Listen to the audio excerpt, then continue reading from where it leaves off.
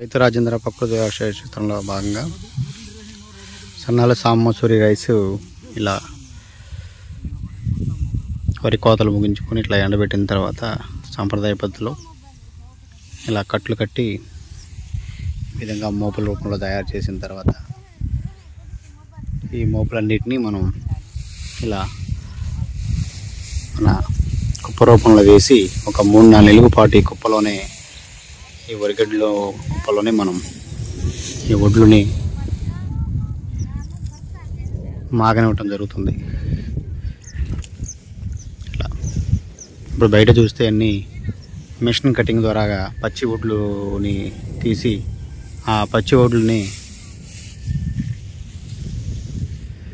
Steam చేసి దాన్ని బియ్యంగా తయారు చేసి పంపిస్తున్నారు. అందువల్లే అనేక రకమైన ఆరోగ్య సమస్యలు అనేక మందికి వస్తున్నాయి.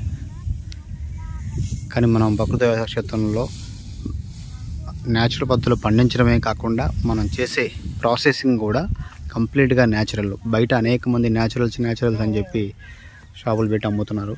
కానీ న్యాచురల్ ప్రాసెస్ చేస్తున్నాం అంటే మిల్లులో ఆడిచ్చేటప్పుడు న్యాచురల్ ప్రాసెస్ చేస్తున్నాం కాబట్టి న్యాచురల్ అని పెడుతున్నారు. న్యాచురల్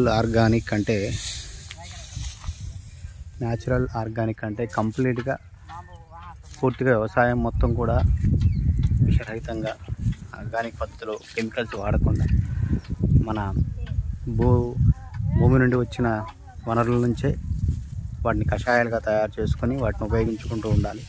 అదేవిధంగా మన హార్వెస్టింగ్ టైంలో కూడా సంప్రదాయ పద్ధతిలో ఈ విధంగా కోత కోసిన తర్వాత 6-7 రోజుల పాటు నేల మీద ఇలా ఎండనిచ్చి దీని తర్వాత ఇలా మోపులుగా కట్టుకొని మళ్ళీ వాటిని కుప్పగా చేర్చి ఇలా చేయటాన్ని పూర్తిగా ప్రకృతి వ్యవసాయం చేయటం. న్యాచురల్ ఫుడ్ అని ఈ విధంగా వచ్చిన ఆహారాన్ని మాత్రమే న్యాచురల్ ఫుడ్ అంటారు.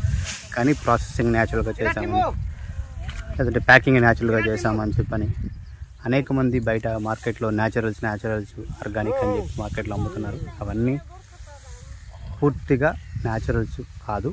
న్యాచురల్గా పండించి న్యాచురల్గా ప్రాసెస్ చేసి న్యాచురల్గా ప్యాకింగ్ చేస్తే మాత్రమే అది న్యాచురల్ ఫుడ్ ఆర్గానిక్ ఫుడ్ అవుతుంది.